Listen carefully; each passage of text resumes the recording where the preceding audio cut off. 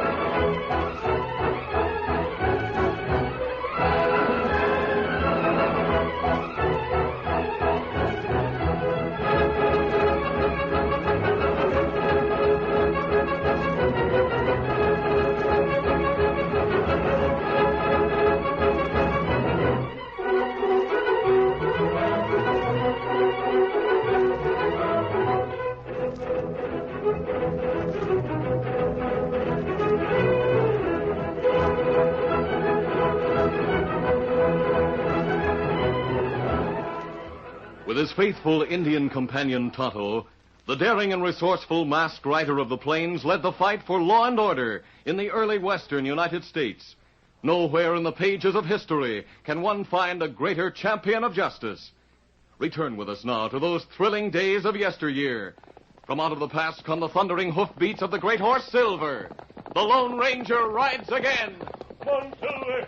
Let's go, big fellow. Hi-yo, Silver! Hi!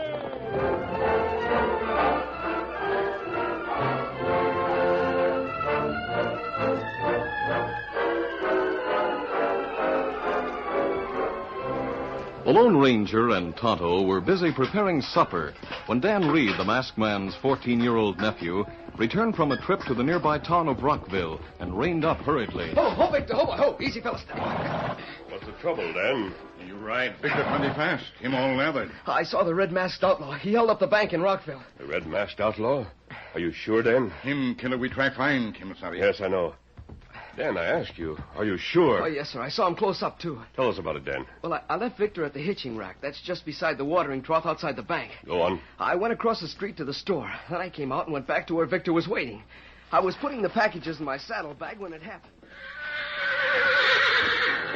Easy, Victor. Steady there. Easy, boy. There. I guess that'll carry all right in there. Now, Victor, we'll see about... Outlaws coming out of the bank. I'll get down beside the watering trough. Golly, they're coming right this way. Get your broncs, men. Quick, into that heavy one. Down. Those dirty coyotes nicked my wrist. Get up there. Get him down. Don't let him escape. Now get away. They let the bank. Split mask. Bullets were hitting the dirt all around me, and I was sure plenty scared for a minute. Dan, you might have been killed. That's right. That watering trough protected me. Luckily, they didn't hit Victor. Yes, it is lucky. That leader, the outlaw that wears a red mask, almost stepped on my hand as he mounted, but he didn't see me. I got a good look at him. I saw the streak where the bullet grazed his right wrist, too. Did you tell the sheriff about the bullet mark? Yes, sir. When he saw me come out from alongside the watering trough, the sheriff ran over to see if I was hurt. I told him what I saw. Then he and a posse rode out of town to trail the gang. I see. Tonto, we'll eat hurriedly. Then you and I'll go and try to pick up their trail. It be bright moon tonight. Dan, you stay here in camp and wait for us. But keep your eyes open. Yes, sir. The outlaws rode out the other side of town toward Pecos. I'll be safe enough here. Anyway, maybe the sheriff and posse will catch them. Oh, that'd be big surprise, Dan. Outlaw with red mask, him plenty smart. Him outsmart many posses. Yes, that's right. I want to get on their trail while it's still hot. I've been trying to get a line on that red-masked outlaw for some time. And this is our chance.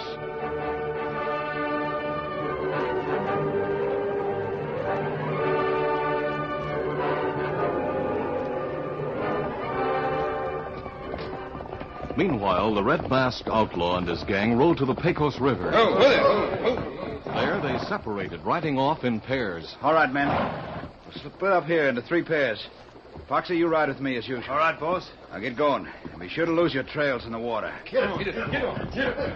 Come on, Foxy. We'll let the Bronx wait in the river ways, and we'll double back. They won't be expecting that. Right. Let's go. Get him. Yeah, get him.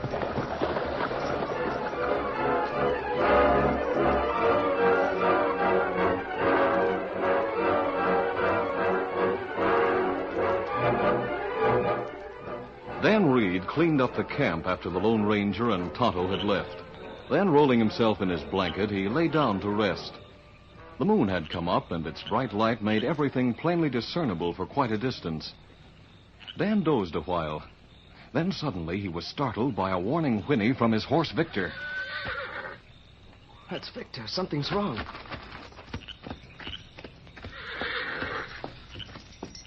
What is it, fella? What's the matter?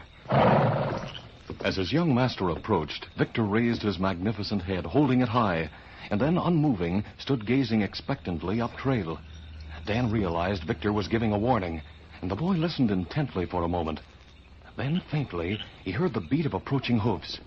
Since the trail went around the base of a small rise, Dan couldn't see the approaching riders, but he knew they were not the Lone Ranger and Tonto who had gone down trail. Dan acted quickly. Come along, Victor. Leading Victor, Dan moved to the spot where his blanket was lying. Then, picking it up, he moved with the horse into an arroyo that ran along the back of the campsite. Oh, Victor, oh, boy. Whoever it is won't be able to see us in here, and we can watch them go by. Now, be quiet, fella. Hey, look, boss. Seems like somebody might have been camping along here. Yeah, it sure does. Hold it. What are we stopping for? My wrist is hurting again. If somebody was using this place for a campsite, there must be water nearby. Yeah, that's right. Hey, whoever was here hasn't been gone long either. The ashes of this fire are still glowing a bit. Yeah. Look there in that lean-to. A couple of blankets and stuff. Means they're aiming to come back here, Foxy. Let's find the water so I can bathe this wrist again. Keep your eyes peeled while I'm doing it. Nobody will know you without that mask on, boss. Hey, there's a little stream over to the left. Come on. Oh, golly. He has a hurt wrist, and the other one mentioned a mask. He's not wearing one now, but I bet the one with a sore wrist is the Red Mask Outlaw. Yeah, that'll do it. Now let's get back to the horses. How about taking those blankets and supplies, boss? We could use them. Nothing doing. Well, you're telling people we've been here. You ought to know better than that. Let's get away from here. As Foxy and the outlaw leader moved toward their horses, Victor changed position uneasily, and his hoof came down upon a dry twig with a loud snap. Easy, Victor. Did you hear that? Hear what, Foxy? Look, I'm not called Foxy for nothing. I heard a noise like somebody stepping on a dry twig. It came from back yonder. We got our guns pointed back that way. If anybody's in that arroyo, you better come out. Quick! Uh-oh. Let's walk over there and have a look, boss. Quiet, Victor. Hey, there is somebody down there. Watch out, boss, and let's start lead flying. No, wait. Don't shoot. I haven't a gun. Sounds like a kid. Hey, you. Come up out of there with your hands in the air. Come on. I'm coming. Come on, Victor. Realizing that he had no chance of escape in the face of possible bullets from the two men's guns, Dan decided to put on an act in hopes of getting away from them unharmed. Leading Victor, he climbed the low bank and walked toward the outlaws. Oh, Victor, oh, boy. Hey, it is a kid, Foxy. Yeah. What are you doing here, Button? I was camping out with a couple of friends. They rode toward town, but I was tired, so I rolled up in my blanket. I got scared when I heard your hoofbeats coming down the trail. That's why I hid. Hey, what are you scared of? How'd you know it wasn't those friends of yours coming back? Well, they rode the other way. I knew it couldn't be my friends. But now that I've talked to you, I know I had nothing to be afraid of. Oh, yeah? What makes you think that? Well, I know you two are part of the posse that went by a while ago. Oh, so you think we're part of a posse, huh? Well, aren't you? Wait a minute. Why is a posse riding around this time of night, Button? Oh, to hunt down the Red Mask Outlaw. Hey, how do you know that? If your friends went to town and haven't come back Well, yet... don't you suppose if the posse came this way, they'd stop and ask me questions about whether I saw the Red Mask Outlaw go by? Yeah, that's right. How would you know, kid, if the Red Mask Outlaw did go by? Maybe he wasn't wearing his mask. Oh, I'd know him all right. Well, that is, I mean, well, I think maybe I would. What makes you think you would if you never saw him? Oh, but I have seen him. That is, Hey, go right ahead. We're interested. Well, I guess I really wouldn't know. How could I? Come to think of it, there's only one way you could tell. That's if you got a good look at him in town today. In town today? What do you mean, Foxy? What are you driving at? Oh, this kid's stalling us, boss.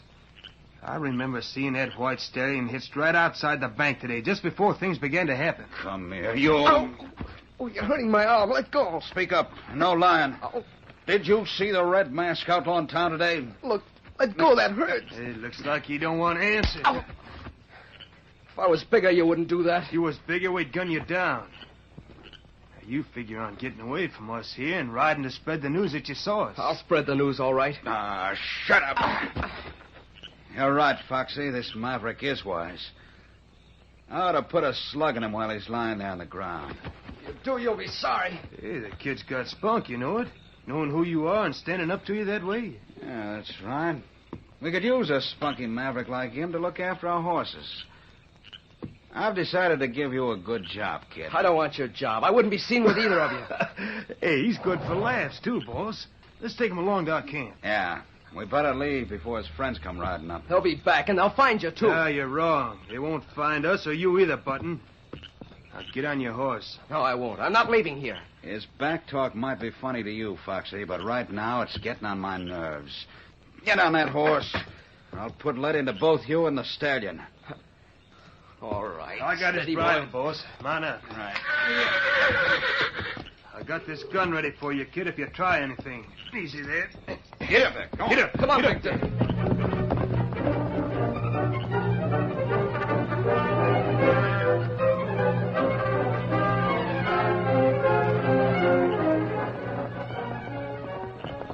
About an hour after Dan left with the two outlaws, the Lone Ranger and Tonto returned to the camp. Oh, Silver. Oh, Scout. Fella. Easy, Scout. Easy. Tonto. Dan isn't here, and Victor's gone. Ah. And someone scattered embers of fire. And look, Kimasabi. Me see footprints. Moon plenty bright. Yes, a man's footprint. And there's another. Then go to Arroyo.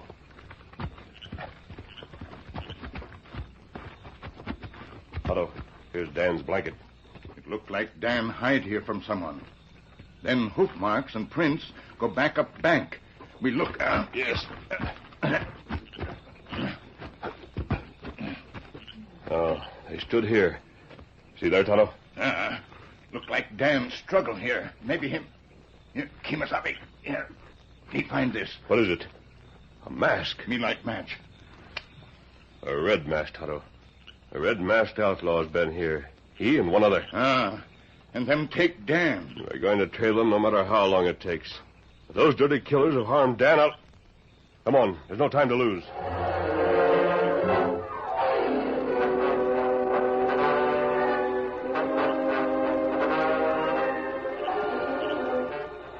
Red Mask and Foxy took Dan several miles from the campsite of the Lone Ranger. They left the trail and walked the horses in a stream for some distance. Then, leaving the water, headed for a farmhouse on the other side of the stream. Well, Foxy, there's a hideout. Yeah, I guess the others are there by now. I know that place. It belongs to old Mrs. Drew and her son. Oh, you know him, huh? They keep pretty much to themselves, but they come to town once in a while. Kid, you seem to know a lot. Bet you outlaws murdered them both and took their place for a hideout. Oh, maybe we did, Button. Maybe we did. He sure can think 'em up fast, boss. Here's the farmhouse. Stop right here, kid. Oh, Victor, hold on. Put the horses in the barn with the others, Foxy. I'll take this little wiseacre inside. All right, boss. Come on, get up there. Come on, you. You've got a surprise waiting for you.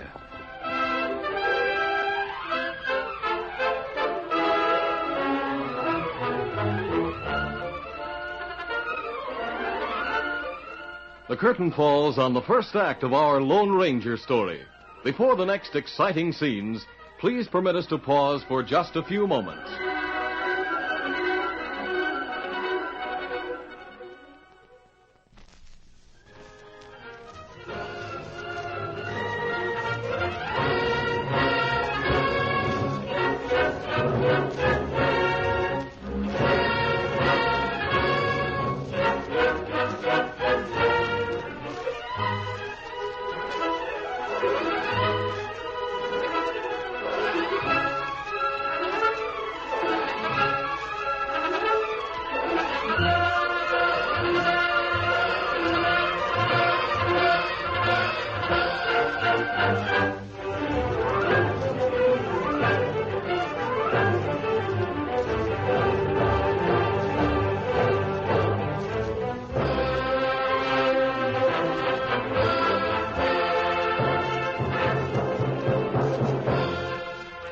Now, to continue our story.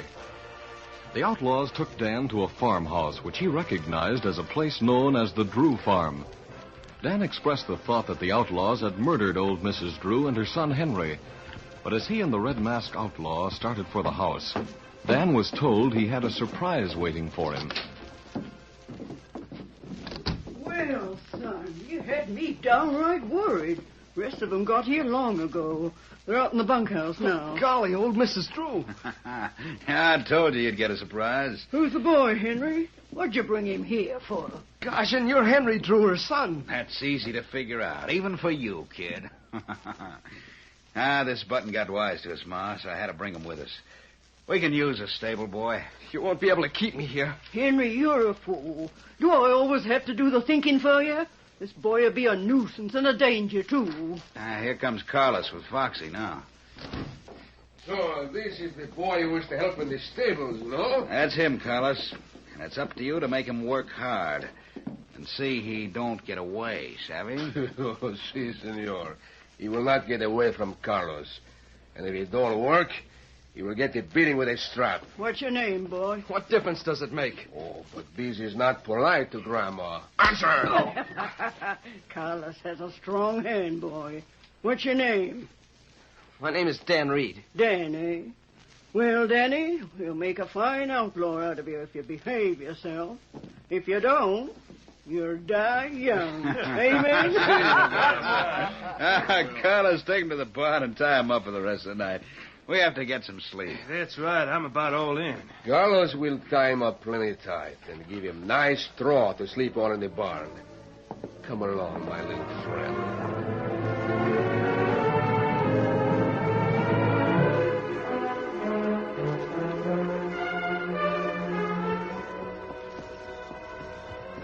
Meantime, the Lone Ranger and Tonto followed the trail of the outlaws who had taken Dan.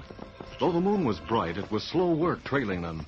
But finally, they came to the point where the tracks entered the stream, and they drew rein. Oh, Silver. Steady, big fella. They entered the stream here to cover their trail, Tonto. It's not good, Dan, be with killers like them. I know. That outlaw harms Dan. I won't be responsible for the result when I do finally find him. Tonto, the way I feel... Down, quick! Shots come from over ranch, just ahead. Yes. Quick, we'll lead the horses back there to that smaller arroyo. That'll give us some protection. Come on, Silver. Might have doubled back to shore and waited in ambush in case they were followed. I'll look. Maybe I can see someone. What you seeking, Miss Hubby? Nothing yet. I can't... Come out with your hands up. I got a posse with me. We'll get you anyhow. Sheriff and the posse. That's not good. Better not shoot at them. We can't let them capture us. All right.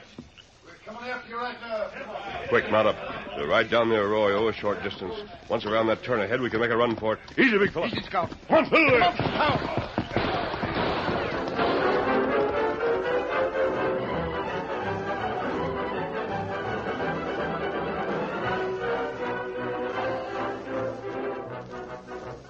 The Lone Ranger and Tonto soon lost the posse. They searched during the night along the riverbank, but could not pick up Dan's trail. Meantime, Dan was tied up in the barn at the hideout. At dawn, Carlos brought a bit of food and untied him.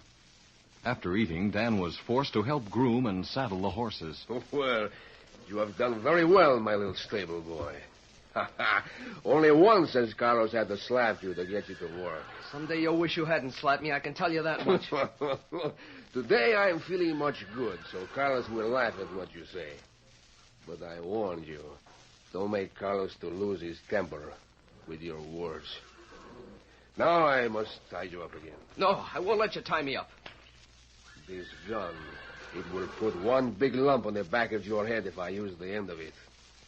Then I will not have to tie you. Right. All right. Good. This rawhide cord will hold you fast. Oh, that hurts. It's too tight on my wrist. You'll get used to it, though. There. Now you will lie down while I tie your feet, no? No. Oh, but see, you will. that is the quick way, my little cucaracha. Now your feet. Here, hold still. Tie them tight there. Grandma Drew will bring you some lunch, maybe, and feed it to you. She's as bad as the rest of you. See, but for such an old woman, she's more smart. Now I take the horses out. Adios. Carlos went out with the horses, locking the barn door behind him. Soon after, Dan heard the gang of outlaws ride away from the house.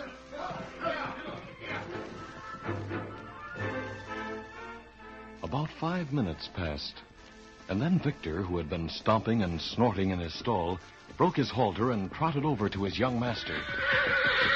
Victor, you've broken loose. Go home, Victor. Go home. Kick, Victor, kick. Good boy, Victor. You did it. Now go home. Go home. At dawn, the Lone Ranger and Tonto again made ready to hunt for Dan. Before mounting, they stood on the bank looking up and down the stream. The other bank is all shale and rocks, Tonto. Beyond that is open rangeland. The only building for miles is the farmhouse and outbuildings of the old Drew place. Ah. If outlaws have hideout, it'd be on this side, where there are plenty of hills, seem like. Yet we've been up and down stream for some distance without finding the sign where they left the stream. Not right. Maybe... Why are you listening, Tonto? Me hear hoofbeats. Come down the other side of stream, over yonder. I don't hear anything. I think you... Yes, I hear them now. Sounds like one horse traveling fast. Kimasabi, look, it's Victor. Run along the other side. Yes, it is. Victor! Victor! Come here, Victor! Come here! Victor, see us. Him coming across.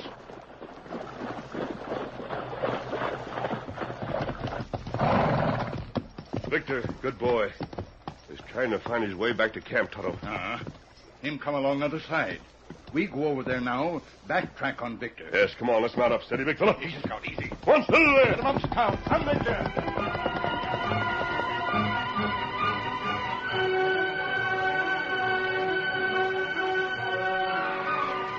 The Lone Ranger and Tonto followed Victor's trail and were soon approaching the back of the Drew farmhouse behind the barn. Tonto, Victor's tracks lead to the Drew place. They're right up behind the barn. It's strange. Their only old woman and son live here. Yes, I know. Oh, Silver. Oh, Victor. Oh, fella. Steady. Oh, fella. Easy, big fella. We'll move cautiously, Tonto. Horses can wait here. As the Lone Ranger and Tonto started around the barn, Victor suddenly trotted past them to the barn entrance, where he stopped and whinnied. Then he entered. Victor went into the barn. Victor, I told you to go to camp. That Dan's voice. Yes, come on. Dan. Oh, then Victor did find you. That's right. We see him going to camp. Here, me untie you, Dan. Dan, are you all right? Yes, sir. The Red Mask Outlaws gang stays here. Old Mrs. Drew is the brains of the gang, and her son Henry wears the red mask. Well, that's the answer. Your arm's free. How many are there, Dan? About 6, sir. They rode away this morning early, but they'll be back soon. Dan, lead Victor behind the barn. Mount up and circle around so they won't see you from the house. There, you're free, Dan. Go to town and bring the sheriff. Yes, sir. Come on, Victor. What we do, Kimasabi? We'll hide in the hayloft. The gang will come here when they're told about Dan and the horse being gone. Then we'll act.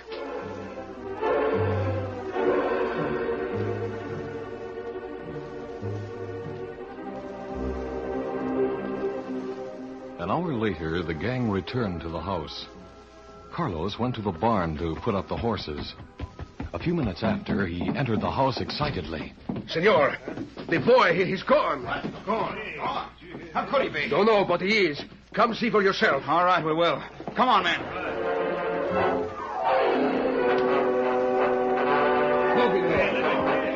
There, see for yourself, senors. He was here a while ago. I came out with Joe after his horse got away. That's right. And the dirty little maverick's on foot. We'll get our horses, spread out and find him. Whoever sees him first, put a bullet in him. I don't think you'll do that. Reach, all of you. Who said that? Up in the loft, a masked hombre and an Indian. They've got guns on us. They won't get away with this. Take cover, men, and gun them down. No, you won't. Oh, my leg. He shot got my boy. Get him, men. Some of you are under cover now. We can get both on them. Hold your chest, lady. Drop your guns, all you. The sheriff, he's got a posse with him. Yes, we'll shoot you down if you don't give up. Don't give up. Oh, shut up, Grandma. You're safe. You're an old woman. There is my gun, senor. I guess they got us. Between them two up there and a posse in the doorway. Drop your guns, men. All right, we'll come down now. Hey, Sheriff, look. He's wearing a mask. Must be one of them. I got my gun on both of you. Wait, Sheriff, these are the friends I told you about. The ones who sent me to get you. That's right, Sheriff. Henry Drew is a Red Mask outlaw. His mother was the brains of the gang. Yes, and if Henry wasn't stupid enough to bring that boy here, you'd have never suspected us. Anyway, who do you think you are running around with a mask on? It doesn't matter to you, Mrs. Drew. Come along, Dan Tonto. Let's go. For land's sakes. Think an old woman like you would let her son be an outlaw and even help him do it. Oh, shut up. Men think they have all the brains. If I'd have teamed up that big husky masked man instead of doing the thinking for Henry, I'd have never been caught. Better tell the old woman who that masked man is, Sheriff. You know what the youngster told you about him. Yeah. You see, Grandma, that's the kind of a man a woman like you could never raise. She was brought up right, that one. Stop preaching. Who is he? Why'd you let him go and take Henry to jail? Well, you see, that masked man, the one with the black mask, is on the side of the law. I found out that he's the Lone Ranger.